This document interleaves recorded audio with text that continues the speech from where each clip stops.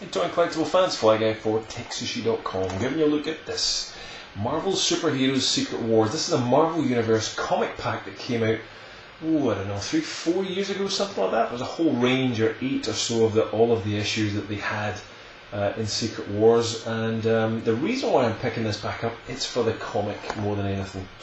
But I'll show you the figures as well. So it's the black costume, Spidey and Magneto that come in this pack here. So inside, if you haven't seen this before, is a reproduction version of the comic book. The first appearance of Spider-Man.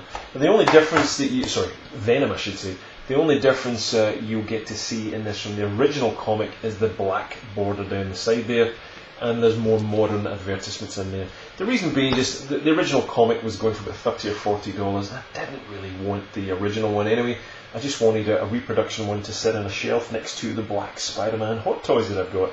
So that was why I picked this up. Very reasonable price, bought it online from a local Australian reseller.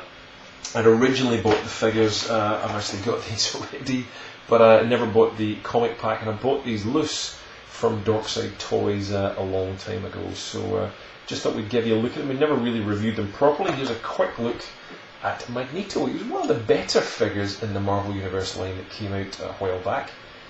Using that old body, he actually managed to embody Magneto pretty well. We've got the usual kind of Magneto helmet style going on.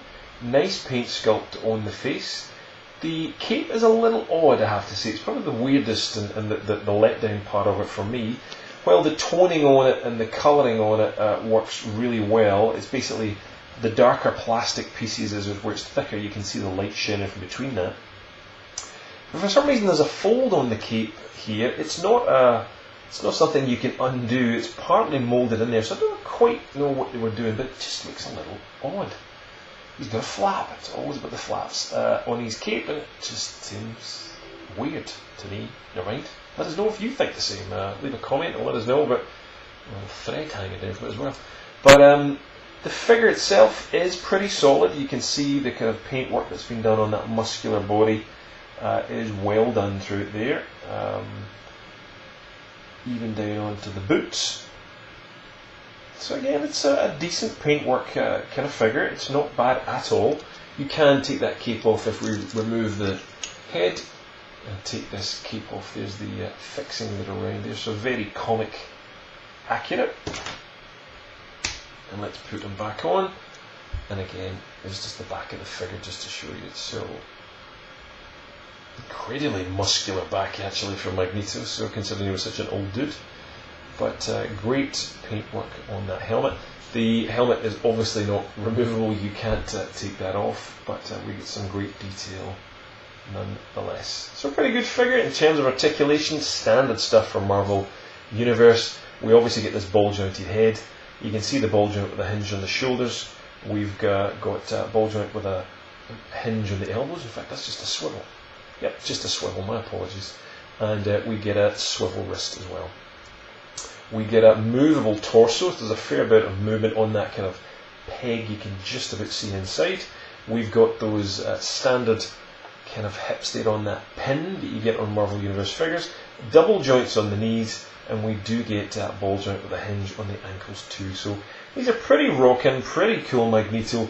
Probably the best version I've seen of him. I know there's been 1 or 2 repaints, but I do like this version. The other figure we have, of course, is Black Spidey, and he's a bit of a classic.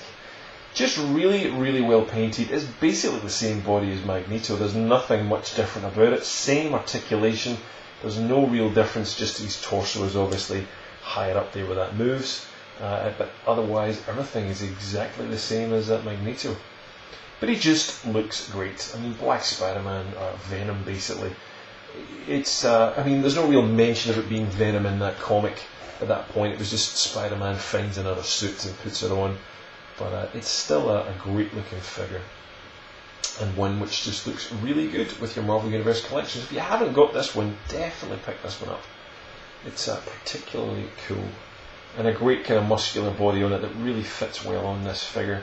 And the Spidey logo is pretty well applied overall, so it's it's not too shoddy in terms of the paintwork. It's pretty good, but those eyes look fantastic on the figure.